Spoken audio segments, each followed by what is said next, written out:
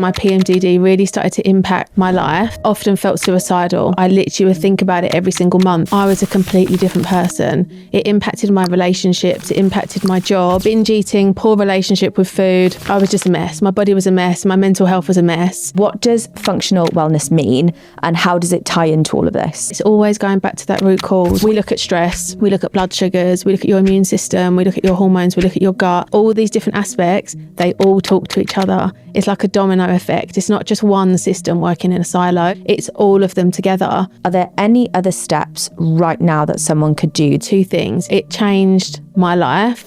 Hello and welcome back to Finally Found, the podcast that cuts through the confusion and gives you the truth about women's health. My name is Sophie Richards, and if you've ever felt like your body is speaking a language no one has taught you, then you're in the right place. So many of us are constantly searching for answers, trying to understand why we're exhausted all the time, why our skin is flaring, and why our hormones are completely unpredictable. And yet when we go looking for help, we're met with confusion, conflicting advice, or worse still, we're told it's just part of being a woman. And that is why in today's episode, we are decoding women's health and diving deep into balancing hormones and functional wellness with someone who actually gets it. My guest today is Zoe Hindle. She's a functional wellness practitioner who helps women bypass the guesswork and get to the root of what's actually going on inside their bodies. After struggling with her own health issues for years, battling hormonal imbalances, autoimmune issues and PMDD, Zoe knows firsthand how exhausting it is constantly looking for solutions and not getting anywhere. Now she helps women take back control of their health with science-backed studies, real strategies that actually work and make a difference. Zoe's going to be sharing the first steps you can take today that are going to make you feel better without the overwhelm, so that you can say, I finally found what works for me.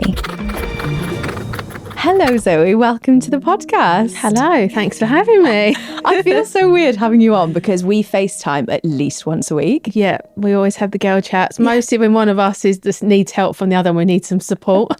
But that is exactly why I wanted to get you on the podcast, because I always feel like we should either go live when we're having our FaceTimes to catch up, because the problems that I'm having or the problems that you're having are problems that most people have. So that's exactly why I want you on, to have like that girl chat, but with everyone else. Yeah, lovely. I'm excited. Me too. So you always talk about your journey, whether it is the struggles that you've had with autoimmune issues, your PMDD, everything like that. Can you talk a little bit more about what you've experienced? Because obviously I know, but other people might not. So I have always had hormonal issues. So throughout like my teens and 20s, it was just kind of normalized. I think like everyone, especially when we go back like 10, 15 years, I'm 36 this year. So if we go back to like 15 years ago, it was the norm to be on the pill. It was a norm. Like, I didn't know when I ovulated. I had no idea about my cycle. They didn't teach us in school. And then I ended up just going through this journey of always being up and down. My mood was always all over the place, binge eating, poor relationship with food. And then I got into my 20s and I was about 25. And that was when my PMDD really started to impact my life. And I didn't know it was PMD then, because it's only been the last few years that people have really started to talk about it. And I basically went down this rabbit hole to become an advocate of myself and find out what it was. I started to join the dots with my cycle. Yeah. And I was like, oh my God, my period is a cycle. Like there's different phases and I ovulate. I had no idea. When I look back now to compared to what I know now, it's just nuts. And so, yeah, I went through PMDD in my 20s, late 20s, found a doctor in Harley Street that knew what PMDD was, which was rare. There was like no one else in the country. I felt like I found the only woman. And then I started some different options, but it just kind of didn't work. I was going through a lot of stress in my life. Then they told me I had a subclinical underactive thyroid, and it all just started to unravel. And I went on this journey of trying to help my PMDD. Some things worked, some things didn't. I ended up going back on the pill because my quality of life was so bad.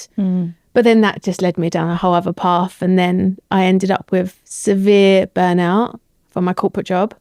Yeah. So all of these things combined, I was just a mess. My body was a mess. My mental health was a mess. And that is when I was like, something has to stop here. So I went on a real big journey with my health. Then I became a qualified functional wellness practitioner, left my corporate job, come out the other side of burnout. Yeah. And now I work with clients day to day. So that is a whistle-stop tour of all of my many health issues. We could literally spend all day going through all the twists and turns. Yeah, but it's just so sad to hear how long it took you to get help. Mm-hmm. But also it sounds like a lot of the help that you had was you connecting the dots yourself. And what is just insane for me, first of all, I think we should cover what PMDD is, because I bet you there are still people listening right now who either haven't heard of PMDD or have heard of it but don't actually know what it is. So can you explain what it is and why it's different to PMS? Because a lot of people just go, oh, I feel a bit sad before my period. Oh yeah, I've got PMDD, but they're very, very different things. Yeah, so premenstrual dysphoric disorder, it is severe mood issues, severe, like completely change of character. There are some physical symptoms as well, but it's mostly characterized as a mental health condition with hormonal imbalance aspects to it. But I always say, if you've got PMDD, because after you ovulate, and for me, I knew from the moment I ovulated, I was a different person. I saw the world in a completely different view. And ovulation is halfway through your cycle, right? So you get your period, that's your first phase, your menstruation. You then have another week, which is your follicular phase. So you've got this 2-week window where everything is like pretty great, right? You ovulate, you're feeling sexy, feeling sassy. And then ovulation goes. And then boom. And the other 2 weeks of your cycle, right, is when PMDD kicks in. Yeah. For some women, they might only experience that intense PMDD feeling like 5 days before their period. For me, it was straight after when I ovulated. But PMDD is categorized by that luteal phase. Now, some women experience it over a whole cycle. Like really, that is quite rare. And so for other women, it might just be a couple of days. It really does depend on the woman. But for me, I was a completely different person. It impacted my relationships. It impacted my job.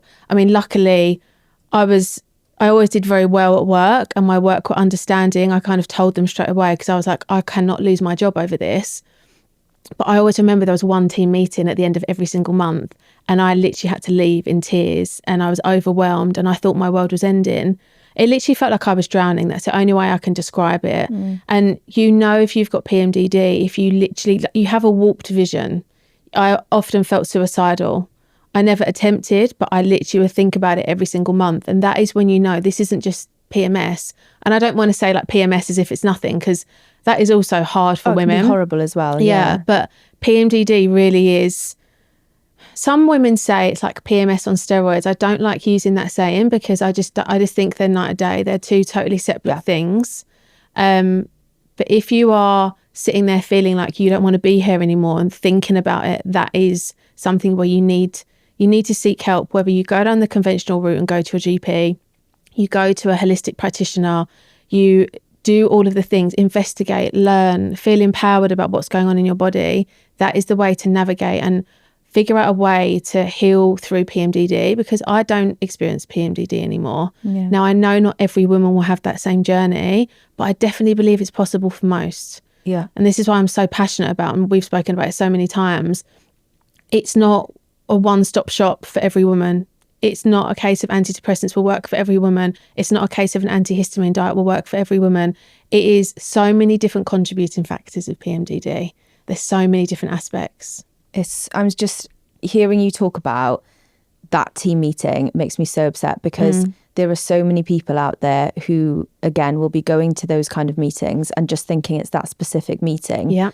But had you have had that meeting in the first 2 weeks of your cycle, you wouldn't have had a problem with it, right? It was literally the PMDD, like almost feeling possessed. It's like 2 weeks of the month, you're just not yourself. And then you are a totally different person. And I love that you've given the strategy of either going down the conventional route, going to a GP, or working with someone like yourself, a functional health practitioner.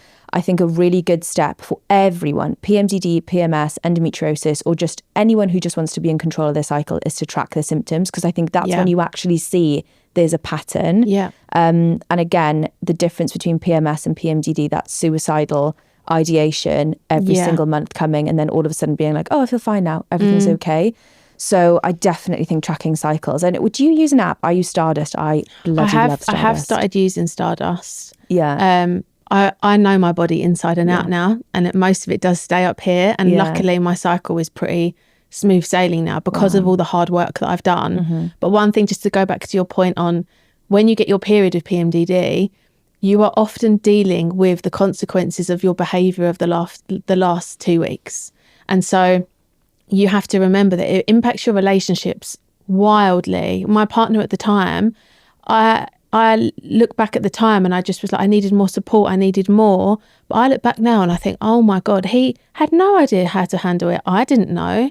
And it really impacted our relationship. It impacted my relationships with friends. And I'm very open and honest about it. But there were definitely times where I would have created something that didn't need to be created. I would have felt a certain way that was very unrealistic or erratic. That was just my overwhelm and my hormones and my PMDD really playing a part. So the moment you get your period, it's not a case of, oh, I can enjoy life. It's, right, I've got to deal with the last 2 weeks because that person isn't talking to me, or that person just has distanced themselves from me. And rightly so, because they didn't know what I was going through or how to handle it. We're not taught how to treat people with PMDD and give them the right support. It can be difficult for some people to understand if they're not going through it themselves. It's wild listening to you speak about the things that you've done or the behaviours that you had when you were in your PMDD era, because I only know this version of you. Yeah. This calm, level-headed, knowledgeable person who just knows exactly what's going on. You're the person that I go to whenever, like, the project that I've been working on that I'm really excited about. Whenever I've got hormonal questions, I go to you. Whenever I'm struggling, I go to you. So to hear that there was a point in your life where you felt like you were destructive just feels so alien to me. So I massively sympathise with the fact that you've gone through it, because I just think it's awful. But the fact that you're sat here, the person that you are now, and saying that you no longer experience PMDD is just incredible. Yeah. It's a testimony to the work that you've done. It shows how much lifestyle has an impact. And we're going to go into exactly what you've done to help yourself. Because if I'm right, the strategies that you've done to manage your PMDD are actual strategies to help balance hormones in general. So whether you're struggling with PMDD, endometriosis, PCOS, all of those things, they're actually going to help everyone. Because something I really recognized when you were talking about the harm of PMDD to your relationships, I had a similar experience with endometriosis where I just felt like life was unfair. So mine, instead of feeling like that possession and couldn't stop myself, I was just upset all the time and isolated myself. And then I was just crap to be around. Like my poor ex-boyfriend, I don't know why he put up with me for so long. I was just really nasty. But I look back and I feel sorry for both him and me, because we didn't have the support. We didn't know how to handle it. It's so hard. Exactly. So that's why I'm dead excited to get into, like, the actual strategies that have helped you. So something that you're super, super into is functional wellness. You call yourself a functional practitioner. Can you explain what that means? Because it's kind of like hormone balancing, so generic, but it obviously means something. But what does functional wellness mean, and how does it tie into all of this? Okay, so you've got functional wellness and you've got obviously functional medicine, which lots of people would have heard of. Now, the difference between the two, just to level set, is that functional medicine is clinical. They prescribe, they are doctors. And functional wellness is non-clinical. We do not prescribe, we recommend, we guide, we support. And functional wellness, and anything functional, you're looking at different functions. So if we think about health and wellness, functional wellness is the different functions of the body. So we really want to get to the root cause. Anything functional is always root cause. So we want to go, why have you got hormonal imbalance? Like, it's okay, like, my hormones are imbalanced, we want to fix it, but we need to think why. And it's always going back to that root cause, which is an approach that I just love. If going back to the root cause is always going to be beneficial, because you want to nip that in the bud. You want to stop that weed from growing. You don't just want to cut it off at surface level. You want to make sure you're getting underneath. And that's really what functional wellness is. We look at stress, we look at blood sugars, we look at your immune system, we look at your hormones, we look at your gut. All these different aspects, they all talk to each other. It's like a domino effect. It's not just one system working in a silo. It's all of them together. I had a call with a client the other day and she wanted to do Dutch testing, which is a hormone test we can talk about. But as we started to unravel, we were like, we need to look at your gut. I think that's where the root cause is. Your hormones, I believe, are an output. So that's just a prime example of going back to the root cause and why it's just so beneficial, instead of just putting a plaster over something and sending someone on their way. Listening to you speak, it's just so insane, because I reflect on the journey that I've had with endo and what my friends are all going through, regardless of what condition they have. You go to the doctor, and this is, again, I love doctors. I think they're amazing, and I'm a massive fan of combining holistic health with Western medicine, everything, because I just think there's a place for everything. But the experience is, okay, your stomach is swelling or your periods are painful. Let's put you on the pill and that'll stop the painful periods. I never, ever had the question of why do you have painful periods? So it is such an interesting space, and it's why I want to talk more about functional wellness, because I think so many more people could be coming to people like you who are looking to treat the body as a whole, because we know that the system is like a domino effect where one thing goes wrong in one area, like you have one hormonal imbalance, but your hormones are like working together, they're in a dance, so they're going to have that knock-on effect and show up in other areas. So I think it's incredible that you look to get to the root cause rather than, like you said, cutting the weed and just treating the symptoms. So when it comes to functional wellness versus going to the doctor, why is it important that we combine that approach? Or do you actually think it should be one or the other? Because in my mind, I like to do a little bit of everything. But what is your opinion on it?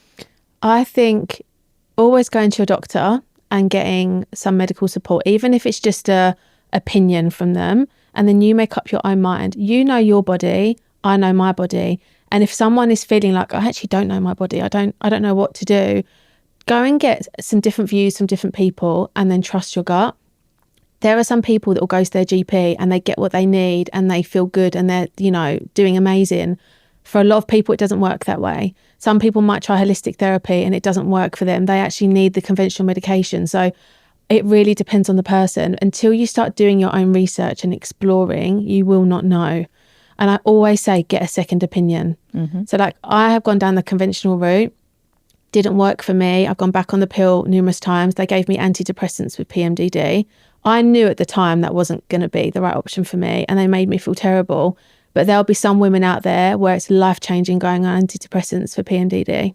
So it's so individualised, and I think that's the thing with the holistic space, is it is a lot more personalised than the conventional method. Yeah. So I would always say explore both, and exploring means different things to different people. It might be making the appointment, it might just be doing a bit of research and trusting your gut. Yeah, I think there's no harm in booking in a session with someone like you, because you can just see, I just feel like you get a sense of it. Like I had that, like I've personally worked with you, we're doing testing together, which I want to talk about. I just had a feel from the first session we had where I was like, okay, this feels right. You're asking the questions that my body is responding to. Yes. Yeah. Every time I went to the doctor, they just wanted to talk about the pill, or they just wanted to talk about the gynae issue. And I was like, but please, like my chest is hurting when I'm on my period. I'm so constipated all the time. And they just wanted to focus on the period problem. Whereas then speaking to you, it's the full body picture, which is when actually I started to see real change. So we've talked about functional wellness and we've touched on testing. Can you tell me more about testing? You talked about Dutch testing. I want to say thankfully understand what it is. Sadly, I don't want to say I understand what it is, because the process is long. You basically have to wee in a cup every single day for 30 days for but me. The benefits, Sophie, the benefits. I know, but it's just that thing of like, you have to keep this cup in the toilet, but it is worth it. It is worth it. So please can you tell us about testing, the different types and why it's important? Functional testing, firstly, is incredible. It changed my life. And I will wholeheartedly say that. And I feel like functional testing, I just wish that more women knew about it, because yes, it can be expensive, but if you know that it can give you these insights and this detail that you just don't get from blood testing, then it's definitely something to research and explore. So if we look at the Dutch test, so this is dried urine testing for comprehensive hormones. So we call it the Dutch. So I always say, do the Dutch, quite literally do the Dutch. And it has different types. So you did the cycle map, which is weeing in a cup every day for a whole cycle, but we will literally see what's gone on with your cycle over a whole month. You cannot get that on the conventional route. Yes, they might send you for a blood test every day, but who really wants to have a blood test every day? I mean, I don't even know if that's physically possible. I've never been offered it. Never. I don't even think that's available or a thing, but we get such amazing insights over a whole month. So instead of us just being like, okay, you went to the doctors and your estrogen level was high, but what about tomorrow if you went and got tested and it was low? Because hormones fluctuate, and the way the body makes hormones is in like a pulsing action. So there's lots of conflicting research out there about the accuracy of the blood test, in terms of if you go for a blood test and then 90 minutes later, are you going to get the same reading? Probably not. So if we look over a whole month, or if we look over a whole day, we get a much more broad range of data points for us to look at. And so that's what functional testing really is. It really goes into the detail. It looks at metabolites. It looks at the output of your body's processing. So we can we get a broader range of information. And when we look at a gut test, we actually see you call it the sexy stool test. Yeah. We actually see what's going on in your microbiome. We look at a wide range of commensal bacteria. They are the backbone of the gut. We look at pathogens. We look at infections. We see your enzymes. How are you digesting your food? Is your fat just coming out in your poo? Because that's not good. You'll be undernourished, and we need fats for our hormone production. Is your immune system going off on high alert? We get all these amazing insights, and genetic testing I'm such a big fan of. We want to know how you're built.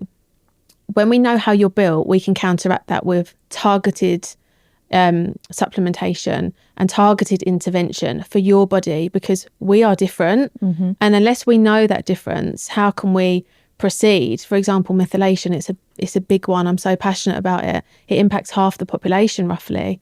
If you know you're a poor methylator, if you know you're a poor detoxer, if you know you're so prone to inflammation, I have all of these things, by the way, then you can go through life knowing, okay, I need to have a really good supplement stack to add to my lifestyle. I know that stress is a big one for me, especially. Mm-hmm. I know that I clear my adrenaline slowly. I know that I clear my estrogen slowly, especially for someone with endometriosis and PCOS.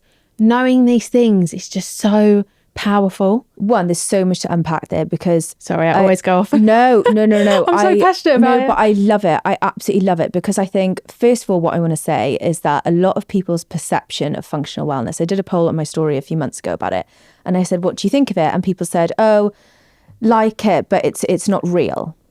Yeah. And then you've just told me that your first thing you do with people, and I'm living proof of this because I'm a client of yours, mm-hmm. is you test. And you always say, test, don't guess. Mm-hmm. So first of all, there is testing. It is real. It does work. And if anything, it can be more beneficial than the testing you would get with a GP. Interestingly, I've had I say hormones tested in quotations because it was just one blood test on a day. Mm. And when we did the results, they said, oh, do you know roughly where you were in your cycle? And I track my cycle anyway. So I said, yes, this is where I was. I think I was ovulating. And they'd said, oh, your hormones are a little bit low for that phase, but it's probably fine. Mm. And I was like, what was the fucking point of having that blood test? Because it's just told you that my hormones are not where they should be based on your information. But you've just told me it's probably fine. So I'm like, what was the point in the first place?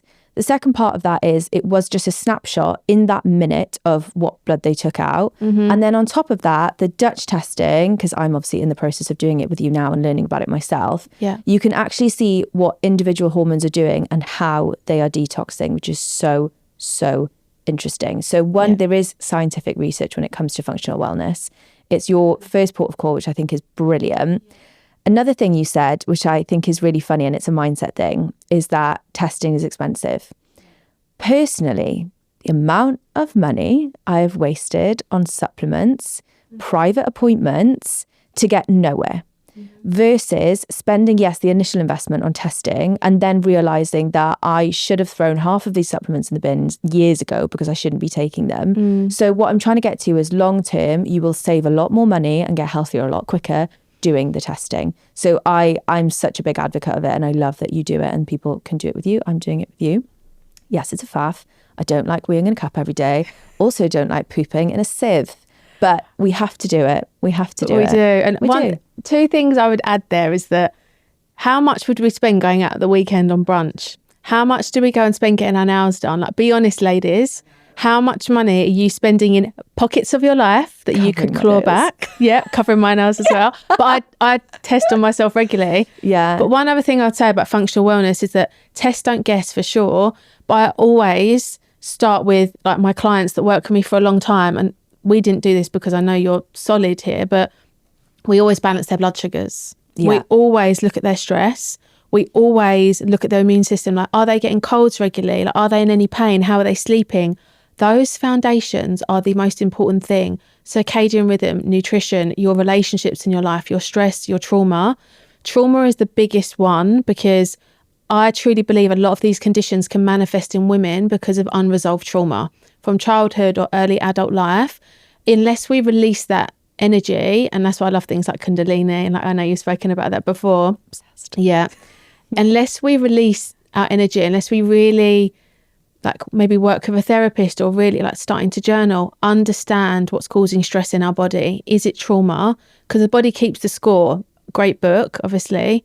And so that is something I always work with clients on, because these things aren't in silo. Like you say, it's the domino effect. We need to think about, have we got trauma or stress stored in the body? That is the biggest one.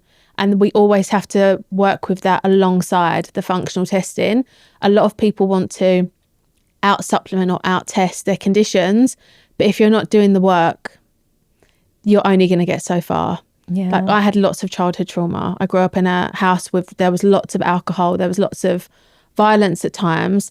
That is something I'm still working through now as a 35-year-old adult. And like, that will still impact my health. And so I really would encourage women and men to unpick those issues alongside that. It's really important. I didn't know that about you growing up, and I'm so sorry that you've had that experience. And it is something that everyone talks about trauma, but until you have those deep conversations with people, you'll never truly know what happened behind closed doors. And I think there's that thing of, oh, they're kids, they're young, they don't understand what's going on, but you're sat here, like you said, 35, still working through things that happened to you when you were really, really young. Mm-hmm.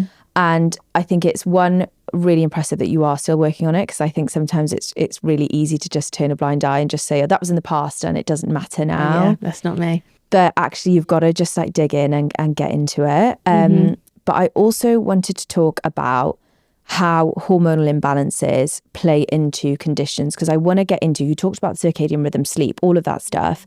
I want to get into the strategies so that people have a step-by-step on how to help themselves. But before we get into those strategies and looking at trauma, for example, I want to know, so many people talk about PMDD and endometriosis and PCOS and are struggling with it. But then we also hear this term hormonal imbalances. How do hormonal imbalances play into those conditions? Because they're not really separate, are they? No, and they can sometimes fuel it, or they can sometimes be an output of a condition. And so, for example, hormonal imbalance, a common one we see is when a woman has their ratio of estrogen to progesterone off. And so I always compare estrogen and progesterone. Like, estrogen's your wild sister, progesterone is the calming one. We always need that calming influence, because otherwise that wild sister is just running a riot. And so a lot of the time when we're stressed, our progesterone can drop, because our body will always prioritize the stress response over our reproduction. If you think about the body running from a bear or running from a tiger, in that moment, the body doesn't think, we need to have a baby now. It's thinking the opposite. So that's a common hormonal imbalance we can see. So if we think about that, when your estrogen is elevated, you're probably going to have some blood sugar dysregulation as well, because estrogen and insulin will go hand in hand. You're also then going to have excess levels of estrogen that can be proliferative in some cases. So when we think about things like endometriosis, we know that estrogen isn't a cause. It doesn't cause endometriosis, but it can fuel it in many ways. It's considered a growth hormone. It can be proliferative in that way and make things grow. And so that's just a common picture we see. That's why lots of women with endometriosis can do well with progesterone. Bioidentical progesterone can be amazing, or increasing your progesterone with something like Vitex, high dose vitamin C, that can really help, and things like sunflower seeds. Seed cycling can be really good to help get your progesterone up to improve that ratio. And obviously women with PCOS, elevated testosterone, that can be a big one as well. So there's some lovely things we can do to help lower those androgens down. But ultimately we need to think, what is driving it? What is driving those issues? And it always comes back to that foundation. It's poor body clock, poor circadian rhythm.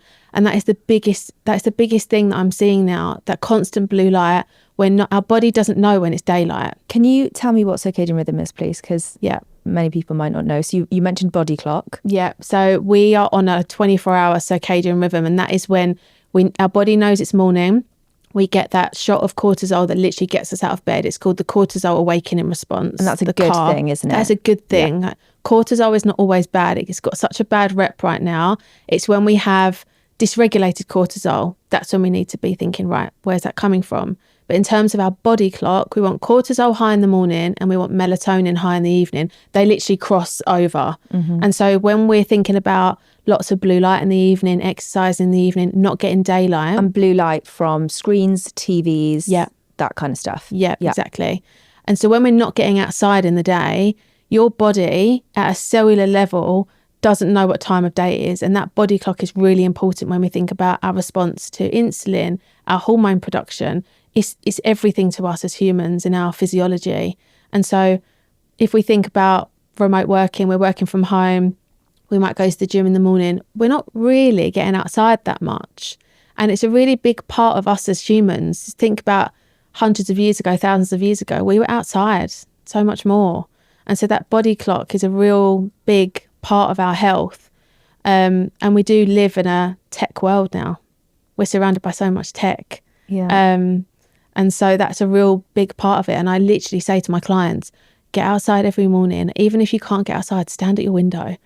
And I always laugh. My neighbours must think I'm such a weirdo. Just creeping on them. Just standing there, just standing at the window for 10 minutes with my lemon water. Yeah. Putting your feet on the ground. Grounding is such a big one. Can you tell me the science behind grounding? Yeah. It's not a hippy dippy thing, is it? It's like a legit thing. It's a legit, it's putting your feet on the ground and it's swapping that magnetic field of the earth. I can't remember if it's electrons or neurons. I might get the terminology confused, but effectively you're swapping energy with the earth. And it's so important. And that is why when you go on holiday and you're in the sea, you've got all the lovely minerals in the sea, you've got your feet on the sand, you come away feeling amazing from holiday. And it's not, the margaritas you've been having poolside. It's having your feet on the ground, being in the sea and getting the sun. Yeah. That is what really gives you that vitality. So it's really important. I always sleep with a grounding sheet. I cannot be without my grounding sheet now. You travel with it, right? I travel with it. Yeah. I'm that weirdo. She's extra. I'm that girl with the mouth tape, the grounding sheet. If airport security were to go through my bag, they would be like, who is this woman? Yeah, what's she building? She's making a fort on the plane. Yeah, exactly. I love it though, because I also love how much you respect your health and you respect your boundaries and you don't care what other people think. Because that's the other thing. How many times did you used to, because I know I used to, before being so open about my own health journey, sacrifice my health for other people's happiness? It would be like, oh, Soph, come on, don't be boring, drink. And I'd be like, oh yeah, haha, okay. Brilliant. Now I'm ill for 4 or 5 days. I'm constipated. My endo's flaring whilst you're all recovering from your 12-hour hangover. And it's just giving in to what other people think you should do. Whereas you travel with your grounding mat.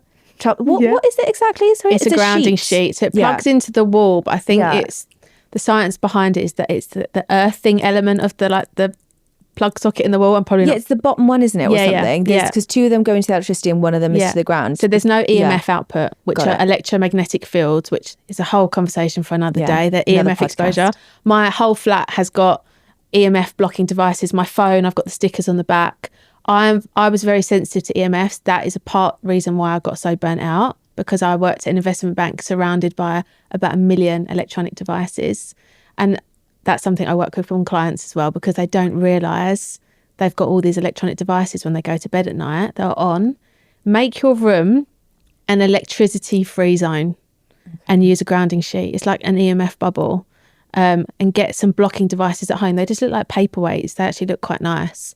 And watch the difference in your mental clarity. Dylan is going to be heartbroken because we have a ritual where he goes, come on, let's TikTok. So we don't watch telly anymore. We go to bed early and we TikTok. We TikTok together. It's so sad. We'll take it in turns. He'll hold the phone one night. My algorithm's better, obviously, so we use my phone. Yeah. He'll scroll for 15 minutes and then we'll go to bed, and then I'll scroll the next day, and it's like the highlight of our day. So basically that's got to go.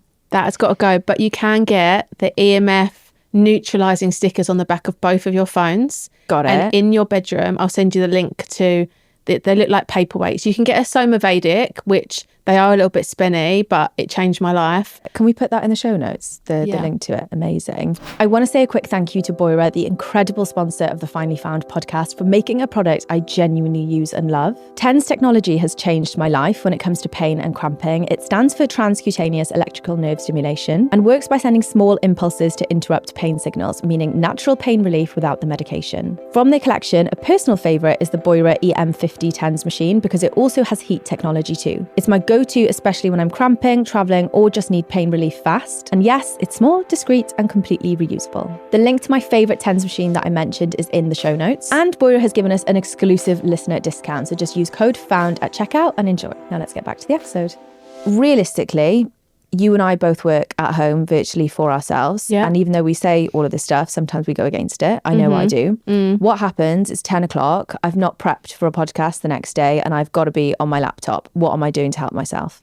Get some blue light blocking glasses, medical grade. Yeah. That is essential as soon as the sun goes down. I actually start wearing them from about 5 p.m. Because I feel like it just makes my body feel calmer, and the difference in sleep quality is literally night and day. Excuse the pun. And then you can get laptop mats to go underneath your laptop that help neutralise the EMFs from your laptop. And having the neutralising devices at home makes such a difference. That's literally all that you need to do, and that will just really, really help. And then when you shut your laptop down and go to bed, don't charge your phone next to your head. My phone is under my pillow. Oh my God, Sophie, it's next to your brain. It's so bad, isn't it? There's so many things that I need to do, and I feel like there's this endless list of like, okay, so things that I have done. I don't have coffee in the morning anymore. I have protein in the morning. I don't fast. Do all of these other things. I try and not go on my phone other than our little 15-minute at night. But there are so many things that I still don't do, and they're habits, like charging my phone in a different room. That is such an easy one to do that I don't do right now. Okay, can we just talk through just a little bedtime routine? Because I think it'll be helpful for people. Okay, yes. So like you said, if you're working late, blue light blockers, get a neutralising device of some kind for your flat, your house, to help neutralise it. Now, when you go to bed, charge your phone on a plug socket on the other side of the room, or better yet, outside of your room, and charge it during the day. Don't charge it at night. And then you completely eradicate that problem. If you need your phone by your bed or in your room, like I live on my own, so I'm always worried that someone's going to come in and kidnap me. So my phone is always in the room, but it's always on flight mode. I don't have any other electronic device switched on, and all the plug sockets are off. And at night, turn your Wi-Fi off. Yeah, I was going to say, I saw someone else say that. They were like, it's such a simple one, just switch it off and plug. Turn your Wi-Fi off, use a grounding sheet. And when you get up in the morning, get your natural light before blue light. Something I always say to clients, the easiest thing to do. You train your brain, you help your dopamine. So your body isn't thinking instant fix, like that dopamine. It's getting nature's dopamine, which is that lovely, slower dopamine. And so at night, I definitely recommend doing that little routine, getting yourself a little neutralising device for your bedroom. You can still TikTok, TikTok on the sofa, and that can become your ritual, like not in bed. True. Yeah. And as well, they say it's so much better for like intimacy and time together and stuff like that, because you're not having that distraction. Keep the phone out of the bedroom to get the intimacy going. Yeah, I'll be there like, you go. Bad news, no TikTok. Good news, sex is back in the cards. Lovely. That's what we want. Yeah. It's a sign of our vitality as women when you have got libido, sex drive. And so I know that TikTok will be that lovely bonding thing for you, and you'll both be getting that oxytocin when you're TikToking. Yeah. But just do it on the sofa. Yeah, we need to do it. It's so tragic, but it's just like the highlight of our days. I don't think it's tragic. Laughing together, that's one of the best things in life. And you guys like to do that, and you are the comedy duo. Thanks. I always say this to you. I'm excited to get him on the podcast. I think you'll love it. Oh my God, it's going to be so good. I can't wait to watch that episode. So we have covered sleep routine, EMF, no more phone under the pillow. And I know it's bad for me. I'm just lazy. I just need to move it away. So thank you for that. Yeah. Balancing blood sugar, I know, is one of the foundational elements when it comes to hormonal imbalances, because we know that hormones aren't created equal. They don't all do the same thing. And that cortisol and insulin are the top tier when it comes to hormones. And balancing blood sugar is one of the best ways you can help your cortisol and insulin. Yeah. So can you give me some realistic steps that someone can do right now to help? Well, one, what is blood sugar? Why do we need to balance it? And two, what are the steps that we can do right now to help balance it? Okay, so if we go through an example, when you wake up in the morning, if you reach for a double shot coffee of loads of syrup, you're going to get a big blood sugar spike. And however high it goes, it will then drop, just as like you'll have the crash. But when you've got that glucose in your body will use insulin to help get the glucose into the cells. Now, when you experience the crash, your body's like, right, we need to get out of here. If you don't eat something else, then your body will likely produce cortisol and adrenaline to help push you back up. But you don't go to a baseline, you go up just as high. So you end up starting down the roller coaster. So if we think about how we can rectify that, coffee after breakfast, eating a balanced meal, your proteins, fats and carbs together. But those types of things, I feel like if you're like a wellness girly on Instagram, you kind of know those things. But one other thing I'd say to women, actually 2 things, is that obviously stress can spike your blood sugar, and it is hard on your morning routine if you've got a commute, if you've got kids, to help balance that stress. So thinking of ways and finding ways to help your stress response in the morning to keep you on the baseline instead of the roller coaster will put you in good stead for the rest of the day. Another thing is food intolerances, and no one really talks about this with blood sugars. Your body will give you a stress response when it doesn't like something, and that includes food intolerances. So the common ones we know, like there's the hierarchy, there's gluten, dairy, eggs, nightshades. Feeling mindful about when you're eating certain foods. Do you have minor heart palpitations? Do you feel irritable? Are you a little bit moody? Are you tired? They are signs that your blood sugars are dysregulated without even realising it. And when I say that to clients, they're like, 2 weeks later, oh my God, I never realised that fluttery feeling after I had my toast in the morning. And I'm like, yeah, that's, your body doesn't like that. And so that will always spike your blood sugar because it's a stress response. And so exercise is a stress response. That's a healthy stress response. Stress at work will be a stress response. Going to the vending machine and getting chocolate on your lunch break, for example, having that pure sugar, that will be a stress response. So balancing your blood sugars is important. The protein, fats and carbs, called PFC, together. But also thinking about your stress and also thinking about what you're eating and tuning in to how you feel. That is a real key part of stabilising your blood sugars. It's not just about the different portions on your plate and the different quantities to balance it. It's what's on the plate, which can really help, which I don't think is spoken about enough. 100%. And when I was learning about this stuff in my course, I was like, God, is it going to really have that much of a difference? Because I was massively into intermittent fasting, prolonged fasting, ketogenic diet, because short term, it really, really did help with my inflammation. And I know for some people with PMDD, we've talked about this before, those diets can be beneficial, but for me, wasn't sustainable. And it was causing more inflammation long term. And then I did the autoimmune protocol, the AIP diet, which not only forced me to go down the unprocessed route, but I also combined it with what I'd learned about balancing blood sugar. And so instead of having no breakfast and a black coffee, I was having because I was having chicken, wasn't I? I always used to have eggs. It was chicken, sweet potato, some sort of cooked greens. I was having it every morning. Every meal was balanced with blood sugar, and all of my snacks, this was the other one, I was adding nut butters, because a way to balance blood sugars is when you've got carbs is to add protein or fat or both if you can. And so my meals were balanced, my snacks were balanced, and it was literally like magic happened. I wasn't having this obsession with having something sweet after a meal, or if I was having something sweet with fat or protein with it, I then wasn't having the crash an hour later. And it was something as simple as adding cinnamon and nut butters to apple rather than just having the apple or just having the dates. Because I think that's the other thing. People think that when you eat whole foods, that they're just naturally balanced. They're of course going to be better than the processed alternative, but they can still spike your blood sugar. And so it's important to still balance them. So if you're having medjool dates, having the nuts with it, and it just makes it nicer as well. Balancing your blood sugars, they say it can take around 3 weeks if you've got severe dysregulation of blood sugars, but it is transformative. I've got a client right now and she's got severe GI issues, lots of gut issues, and she's been seeing doctors over the last few years, but she's never been told to balance her blood sugars by the doctor. So she's had all of these procedures, all of these tests, all of these very harsh medications, some of which worked, some of which didn't. But no one ever spoke to her about nutrition. I said to her, has any doctor spoke to you about nutrition? She was until 2 weeks ago, she was having 3 coffees a day on an empty stomach, and she's got severe gut issues. No one, no medical professional spoke to her about her nutrition. So we went through balancing blood sugars, really starting at the basics. I spoke to her yesterday and she's like, I cannot believe the difference. Cannot believe the difference. And she's down to 1 coffee a day, which if you're a caffeine girl, you know it's hard. Like now I'm down to 1 a day, but sometimes my body doesn't even want it and I can't finish a coffee. That's when you know you've started to heal your adrenals and your body doesn't want that caffeine fix.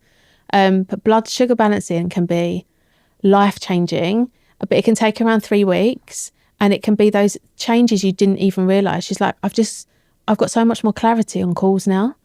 And that's because your body isn't literally jumping up and down. It's not pumping full of cortisol and adrenaline. Your insulin's in check, which is only going to be then good for your hormone production, because if your pancreas is busy pumping out all this insulin, its main job is actually to produce enzymes to digest your food. And so we end up diverting its actual main job for blood sugar dysregulation all day long. Our poor pancreas, like, it's like, hang on a second, that's my part-time job. It's my side hustle. And it's gone into overdrive. Yeah, exactly. And then we need to make sure we're digesting our food properly. And that's one of the biggest overlooked areas of, you need that enzyme production to digest your foods. When we think about bloating, for example, sorry, I know this is a tangent, but when we think about bloating and gut issues, a probiotic can be amazing. But if you're not digesting your food in the first place, if you haven't got the right enzymes, you're going a few steps ahead than you need to. So always starting at the beginning. So that's also. And again, wasting your money on probiotics, because that's probably the thing that you should be doing last when everything is actually all sorted. Yeah. There's two really interesting things I definitely learned when I was coming to the balancing blood sugar and everything, is that first of all, I was like, I just didn't want to do it. I didn't want to give up my coffee. I loved my coffee. I loved my sweet breakfast. I loved all of that stuff. And what I thought was going to be the problem was giving it up, again in quotations, because I thought, I'm going to live my life missing these things. And what I wish people could understand and know is that after 3 or 4 weeks of doing it, you stop craving it. So yes, there is this difficult part where you do have to fight through it, because you're fighting these urges where your body is like, oh, no, you need the coffee for clarity before the meeting. And then 4 weeks later, you're going, oh, I didn't realize the coffee was the problem. Yeah, exactly. It's such an interesting one. Yeah. So we could talk about balancing blood sugar all day. We could do an entire season on it. I know. It's something, again, I want to do a full carousel on socials with together, if that's okay with you, so that we can give people more. I know that people have learned so much from you already, but I think we want to do an extra post on it. Yeah. We talked about sleep, balancing blood sugar, EMFs. Are there any other steps right now that someone could do that is really easy, that they could literally do right now before we move on to the Q&A? If you haven't explored your stress triggers, then I would, because we live in a modern day world where we're all busy girls. I use this term a lot on my social media. We are the definition of busy girls these days. We want to do all of the things, achieve all of the things, and rightly so. But we need to be very honest with ourselves about our stress, because that is one of the biggest disruptions of hormonal imbalance and just general health implications. So if you don't work with a therapist, I would consider journaling and just noting where your stresses are coming from, so that you can start to handle them, deal them. Don't let them fester and build up in the body, because trust me, they do build up. Talking from someone that had extreme burnout, I had no cortisol in my body. My adrenals were on the floor. And I just was like, push, keep going, be resilient. We can't always do all the things. We're not built to do that as women. So getting a handle on your stress, at least identifying it. So it's like, I know I've got these 10 things, and being aware. I say it's a very important thing as women to know where your stress is coming from. Yeah, and it's interesting that you said you had no cortisol left. A lot of people go, I've got high cortisol, but you do get to a point, which we found on my day Dutch test, where I was like, oh, brilliant, I don't have cortisol. And you were like, no, that means you're burnt out. And I was like, oh. This is the most common thing, and I will shout it from the rooftops. We live in a society now where all over social media it's high cortisol, moon face, cortisol belly. And yes, high cortisol is not great. It can be inflammatory for the body, but low cortisol, I say on 90% of Dutch tests, and I would say I've probably done around 50 of them now, Dutch tests. I'd say 90% women have got cortisol on the floor, and it's low. It's not high. I think I've only had one client with high cortisol. My gosh. And it's because it's gone just past the point where people can cope, and then it just crashes. And that point is different for every person. Yeah. Someone could sustain high cortisol for a long time. You might only sustain it for a couple of months. All depends on the shape of and the health of your adrenals and all the other health issues and your body and your genetics, how long you can sustain it. But it does tend to go that way, that it's high for a period of time and then it will drop low. The adrenals are like, we've had enough. We can't keep doing this. And then cortisol is obviously anti-inflammatory to a certain point. Too much of it can then become problematic. But when you don't have any cortisol, you lose that anti-inflammatory impact, because cortisol keeps us safe and it's protective. So if you've got low cortisol, where is that safety? So this is why it's really important, and always check your cortisol. And I don't believe that blood tests are the most accurate way to do that. No, and Dutch testing picks up cortisol, right? Yeah, we use saliva and wee samples to do that. So the Dutch Plus is the more detailed cortisol test, where we look at the CAR, that cortisol awakening response, within the first hour of waking up. We want that peak, so it gets us out of bed. If you've got a flatline CAR, then that's when your adrenals need some help. And so we want a really lovely, healthy car. Everyone wants a nice car.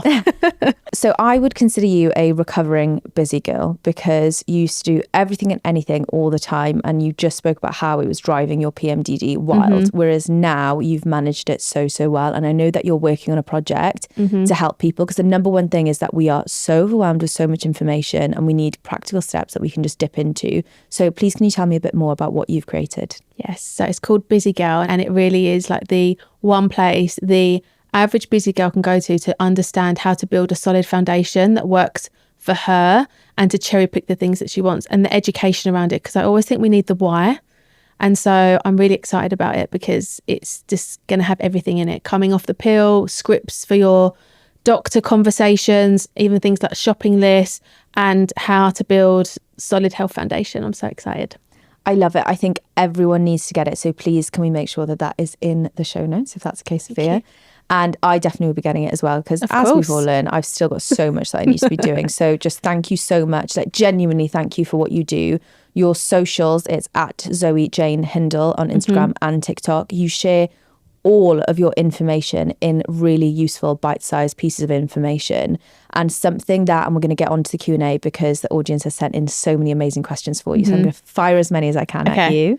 But one of the things that came up was, I can't afford testing, so what do I do next? And I feel like the guide or the course or the project that you're doing is a perfect way that people can access that information without this huge cost that comes with it. So genuinely thank you for what you're doing. Right, let's get into the questions. Okay, fab. So this is an interesting question, because I think I know how you're going to feel about it. But the question says, how can I manage a female-friendly diet whilst being a vegetarian?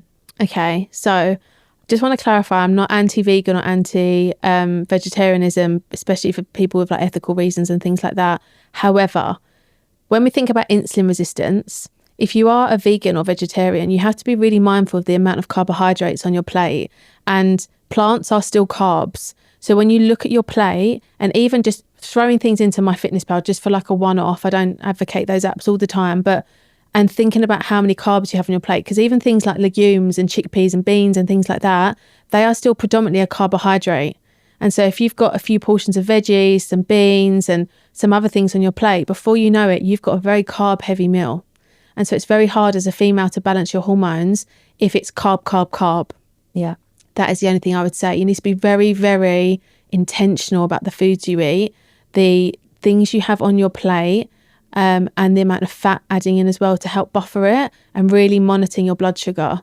So your A1C, going to get your fasting insulin tested, your fasting glucose, seeing where your metrics are at, and monitoring your hormones. Some women genetically don't do well with more carbohydrates, and they are more prone to insulin resistance. So I think it is a tricky one. Meat is incredibly nutrient dense, but I know it's not for everyone for many different reasons. I personally am a big advocate of women eating meat. Yeah, and you've had a few clients that I've seen post on social media with big followings end up introducing fish or eggs and things like that into their diets, haven't you? Yeah. And I think women have to go through the journey themselves. They have to get to their own point where they feel comfortable. I never say to a client, you need to do this. I give them the education, the tools, but some clients outright will say, I'm vegan and that's never going to change. I'm like, okay, we're going to work with that. That means we have to be, like I said, super intentional about the foods they eat day to day to monitor their health conditions, especially with something like PCOS. That is like the big one. This one is one I think that's perfect for you. Okay. She said, I feel crazy once a month. I don't know what's wrong with me. I feel like everything's coming to an end, and then all of a sudden I feel good again. What's going on? So I would be researching PMDD. I would even find some accounts like myself where you can watch their content and understand. I also have got a PMDD book, which has all the different contributing factors to PMDD. So you can start to put those actionable strategies in place, the things that could help you, but always doing your research, going to talk to your doctor, talking to a holistic practitioner. Don't just sit and deal with it and normalize that, because that type of those types of symptoms and behaviours aren't normal. And I always say, like, honey, you deserve to feel good every single day of the month. Don't just think that that's your only option. I love that. This is a good one as well, because I know that you talked about your journey with work. So she said, I'm really struggling at work. I don't know how to talk about it. I can't bear being in some meetings. What could I do? Really understand why you feel like that. Is it the people? Is it the work? Is it the environment? Is it not your life's calling? Be honest with yourself and figure out what it is that's driving that behaviour. If it's the people, could you change jobs? So you're doing the same role, but just in a different team. Could you move jobs? If it's the actual work itself, what do you love? What's your passion? What is stopping you? Writing all of this down, or working with a therapist, or talking to a friend, having a brainstorming session, you owe it to yourself and for your life and your happiness and your fulfillment to do all of those things. And it goes back to the earlier question. Don't just sit and suffer, because you're the one that can get yourself out of that situation. I had my corporate career for 10 years. And many times I loved it, but it wasn't good for my nervous system from a work perspective and a people perspective, because there's some characters there. So I had to give myself a very honest conversation. It's hard, but it's worth it. You've genuinely got one life and you've got to live it. Yeah. And I really like how empowering you are for other women in terms of saying it's actually in your control. A lot of us feel like it's out of our control. What are other people going to do? But it's actually about what we do with our own lives. So I love that. Yeah. This one is a really sad one, and I can very much empathise with her, because sex has always been a difficult thing for me, and it's not something that I massively struggle with now, but it's definitely something I've struggled with before. So she said, I'm really worried that my husband is going to leave me. We never have sex. I try my best, but I just don't want to. What's wrong with me? Oh, there's so many different places you can go with that. And again, working through, is it a mood thing? Like, are you not getting in the mood? Are you scared of something? Is it going to be painful? Is it an intimacy issue? Have you got any childhood trauma? Anything in that space that can really impact your relationship with your body and with your partner? So exploring what's driving it.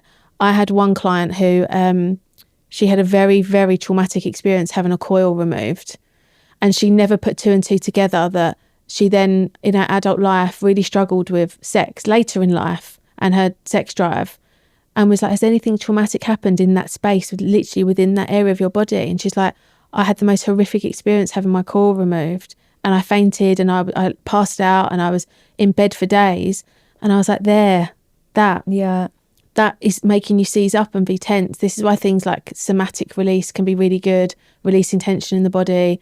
Things like Kundalini, finding something that works for you, goes back to that point of you've got one life and you deserve to have a sex drive and want to have sex. Until you realise why you're not wanting that, it's going to be very tricky for you to move past it. You need to know the why. Okay, so if the person who's just written that question doesn't have something that they can think of in terms of the trauma, I know that hormonal imbalances can drive low libido as well, because I know when my hormones have been low, my libido has as well. Yeah. So maca powder is one supplement that we've talked about before that can help with libido, but is there anything else? So maca is most known to be like that aphrodisiac and increase libido, but other ways to maybe increase your testosterone. Obviously, if you know you've got low testosterone and it's not something like PCOS, tonka ali, Tribulus, I believe, they can be some good ones.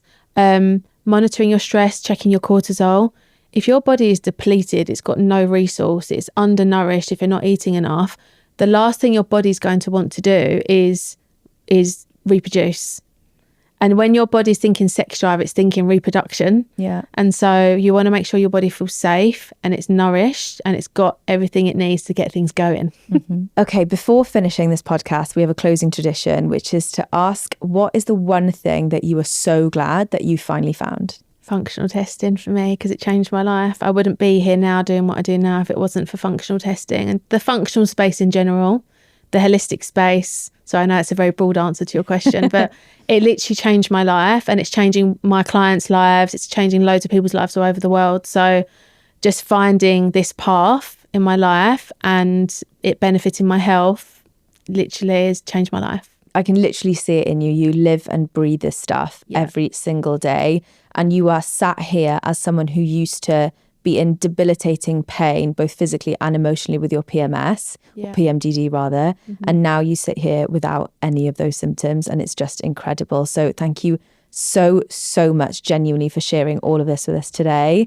How can people find you? So we've talked about your socials. So you've got Zoe Jane Hindle, right? Also my website, so www.zoejanehindle.com. Thank you so much. We're going to make sure that we put your PMDD book and your Busy Girl project in the show notes that everyone can get there. Thank you so much. Thank you so much. Thank you.